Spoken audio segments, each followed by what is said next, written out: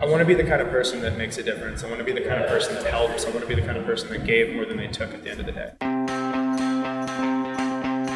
Hi guys, I'm Courtney Garza and this is Coffee with Courtney. Thanks for joining us today. We are at Cultivar Coffee in Oakcliff. We're going to be talking to Joshua Stramiello with his project in Barista Ventures. So come join me.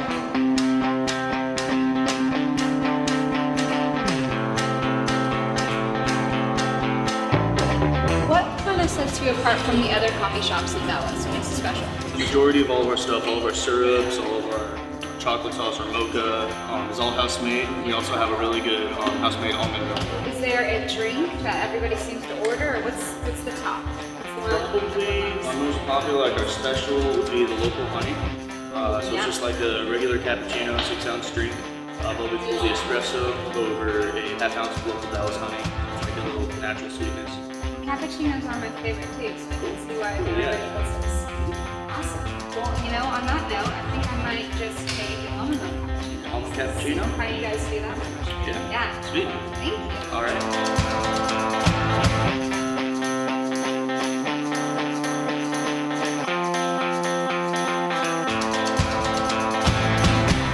Wanted to kind of get into things that you're working on.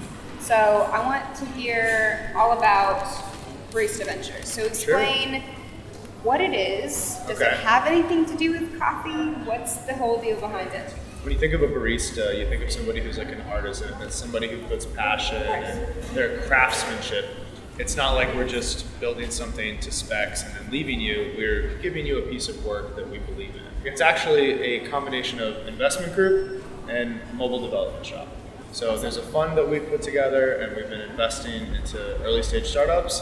And then additionally, we also build websites, mobile applications, provide a lot of consulting services. And I convinced Joshua that there would be a great opportunity to open up a new office in Dallas, to open up Barista Ventures Dallas. I said the ecosystem's growing.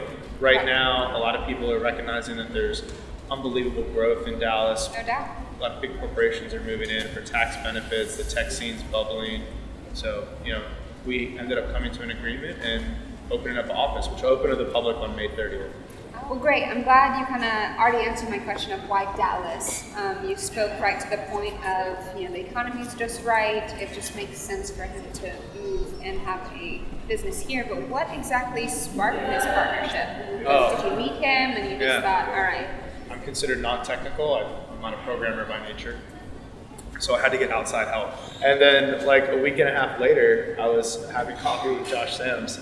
And he was like, we're in Dallas a lot for pickup, which is like Uber for pickup trucks. And so because of that, he was flying in to Dallas a lot. He was like, well, when I'm here, I like working on pickup, but I feel like I waste a lot of time on travel and wish I had other stuff to do here. We're gonna be trying something really bold in Dallas. And it hasn't been done before in this region. The investment fund that we put together, which we'll be announcing hopefully in June, is going to be split up into two halves. Half of it is going to be invested into companies, and then half of it is going to be invested into people, which is really crazy. So there's this thesis, it is. It's like, okay, well, what does that mean? Like invested in people. So there's this thesis that I have that if you look at the startup ecosystem, if you look at the people that do startup tech, it's a circle, like a diagram. And you go, okay, well, this many people, maybe 30% are women, right? So 70% are male. You go, well, that should be balanced better. There's a lot of diversity there. And then you break it down. You go, this many white people, this many Hispanic people, this many Asian people. And you go, okay, well, that's diversity to some extent within the startup ecosystem. I don't look at it like that. I look at it from a psychological profile. Over here, that's in the startup ecosystem, they're all risk takers. So they have very similar psychological profiles. But then when you look at the entire population as a whole, this is the people that are in startups. This is the population as a whole.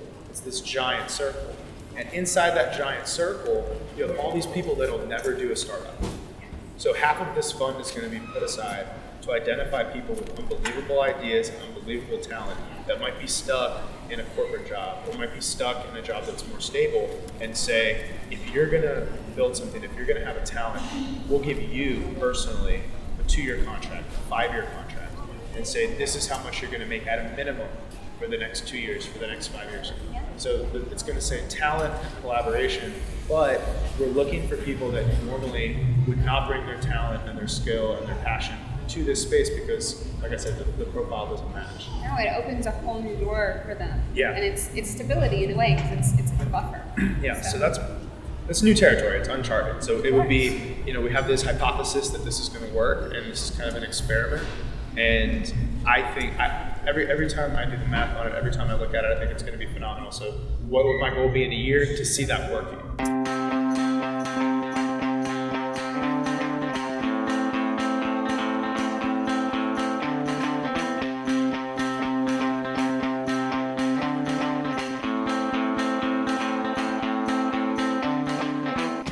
Well, thanks guys for joining me today at Cultivar Coffee. This place is awesome, and so glad you got to hear about what Josh is doing over at Barista Ventures. If you like what you see, go ahead and subscribe, like, comment with your feedback, and follow me on Instagram at DallasCigar. Use the hashtag Coffee with Courtney if you think you have something innovative going on, and I'd love to interview you next.